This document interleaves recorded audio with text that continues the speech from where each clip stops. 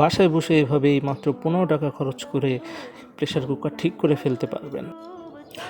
প্রথমে সেফটি বলটা খুব সুন্দর করে খুলে নাও, প্লাস অথবা রেঞ্চের সাহায্যে এমনভাবে খুলবে যাতে করে ঢাকনার গায়ে কোনো দাগ বা ক্ষতি না হয়। এরপরে রবারের সাইডটা দেখে রেখে সেম একই রকম আরেকটি বাজার থেকে কিনে আনবে মাত্র 15 টাকা। এই রবারের সাইডটা ঠিক রেখে এটা বাইর থেকে ভিতরে প্রবেশ করাতে হবে, সুন্দর করে রাখতে হবে যাতে সহজে টাইট দেওয়া যায় এবং ঢাকনার গায়ে কোনো দাগ না লাগে।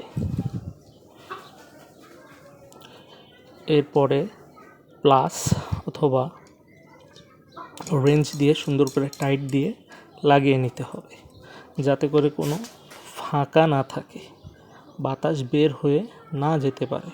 যদি বাতাস বের হয়ে যায় তাহলে কিন্তু সিটি উঠবে না।